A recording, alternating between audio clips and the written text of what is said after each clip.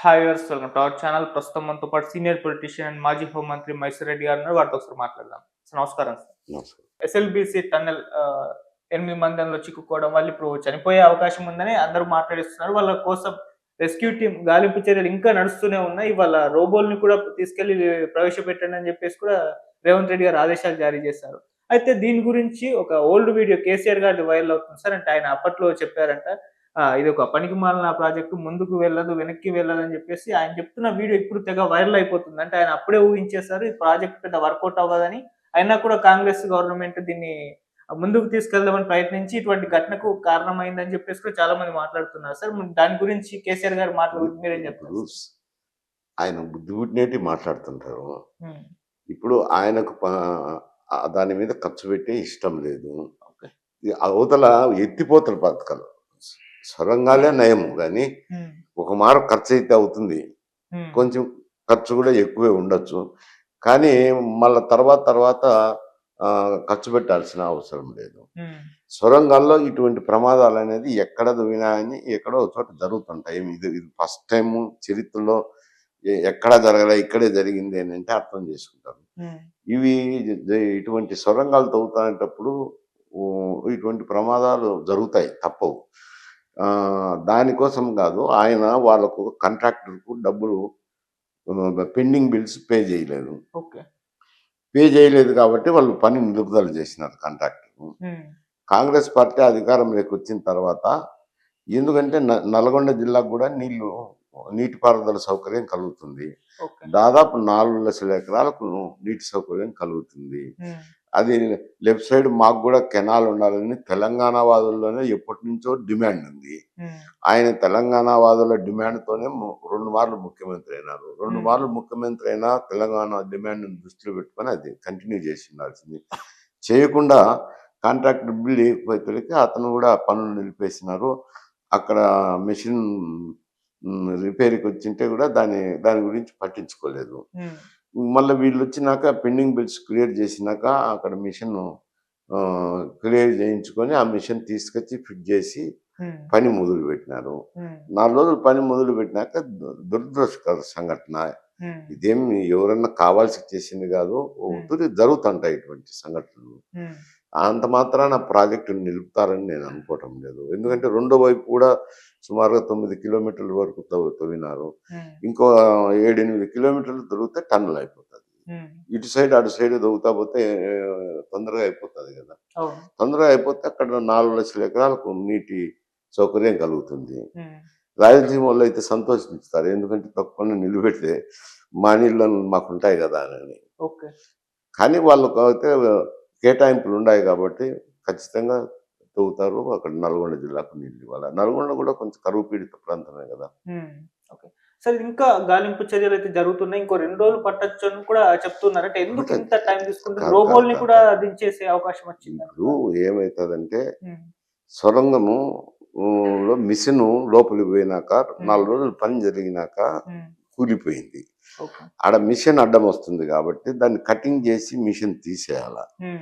దాన్ని కటింగ్ చేసి మిషన్ తీసేయాలంటే ఆ మిషన్ సామాన్ అంతా బరువు ఉంటుంది. ఓకే.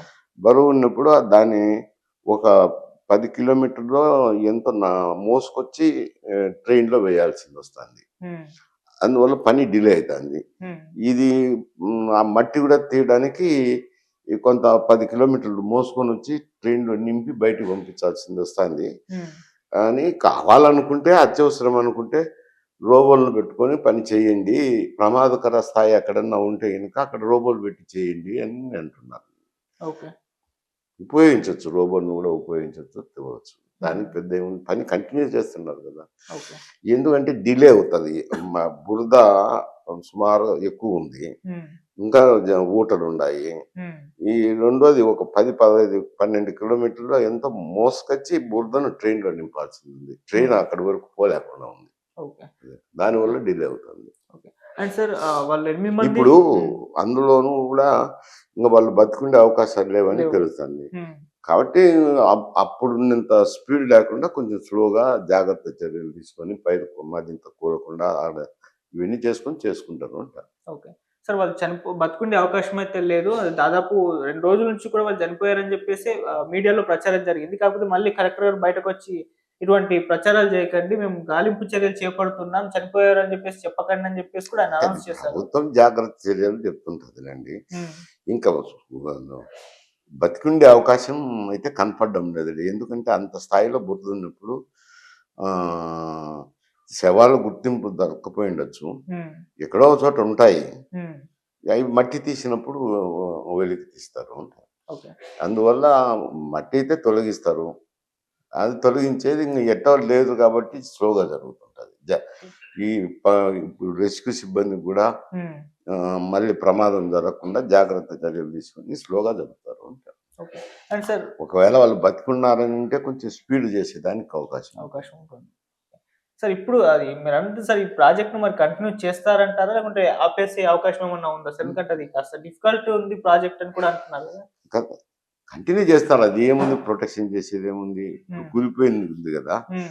అదేం ప్రొటెక్ట్ చేస్తారు. దానికి చర్యలు తీసుకుంటారు. అదేం పెద్ద చాలా చోట్ల సొరంగాలు కూలుతూనే ఉంటాయి. ప్రొటెక్షన్ ఇచ్చి దాంట్లో మళ్ళీ కాంక్రీట్ చేసి కంటిన్యూ చేస్తుంటారు. ఓకే.